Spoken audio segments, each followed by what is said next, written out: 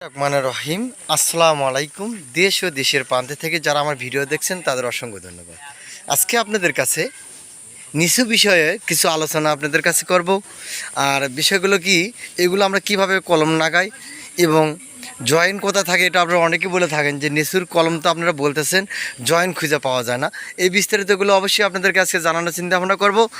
আবার নিচুর কাছ থেকে কিভাবে আমরা কলম নাগানো হয়, টফে নাগানো হয়, এগুলো বিষয় নিয়ে আপনাদের কাছে আজকের প্রতিবেদনটা আমার তৈরি করা।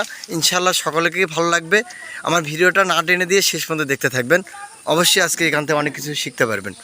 তো মূল বিষয়টা হলো কি, এখানে আমরা চাকু দিয়ে অল্প পরিমাণ কিছু চাষে নিয়েছি।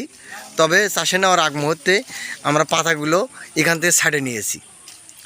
তো যখন নিছি তখন এখানে একটা খাল উঠে নিছি, নিয়ে এখানে মাটি নাগাইছি। তারপরে এই ডেমিগুলো বার হচ্ছে। মূলত এই ডেমিগুলো প্রতি বছরে যখন বড় হয়ে যায় তখন আবারও কলম লাগানো পড়ে। এরকম প্রতি বছরে আমরা এরকম কলমগুলো কালেকশন করি। তবে আমরা যে এইগুলো যে আমরা কালেকশন করি টফে নাগাই, এটা আমাদের বিক্রি করতে 1 বছর সময় লাগে। আবার এই কলমগুলো বাঁধিতে আবার এক বছর সময় লাগে। আবার এই ডেমিগুলো দিয়ে পরিপূর্ণ আবার গাছ জেঙ্কা সেরকমই হয়ে যায়। যেমন আপনাদেরকে দেখাই, এখানে একটা চাষায় আছে, এরকম করে চাষে, এই যে দেখতে পাচ্ছেন এরকম করে চাষে এরকম করে আমরা মাটি নাগানো হয়। আপনাদের যদি কেউ নিচুর কলম নাগে থাকেন বা দেখে থাকেন, তবে অবশ্যই যদি আপনারা আবার লাগাতে চান তাহলে দেখেন কি সিস্টেমে আমরা কলম লাগাই। এই সিস্টেমে কলম লাগাই। এখানে যে খালটা আসছিলো, খালটাগুলো পরিপূর্ণ আমরা উঠে ফেলতেছি, তারপরে মাটি নাগাছি। তারপরে দেখেন এখানে শেকড় যে আসবে সেরকম একটা কোয়ালিটি হয়ে গেছে। তবে এরকমভাবে লাগায়া আমরা এটা টপে সেটিং করি। এবং আম কলমটা আমরা অন্যভাবে লাগাই, আবার ছবেদা কলমটা আমরা অন্য সিস্টেমে লাগাই।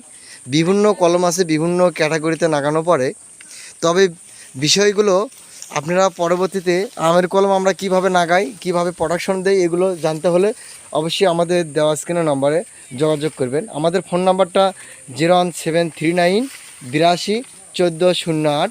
এর নম্বরে ফোন করে অবশ্যই বিষয়বস্তুগুলো আপনারা জানতে পারবেন।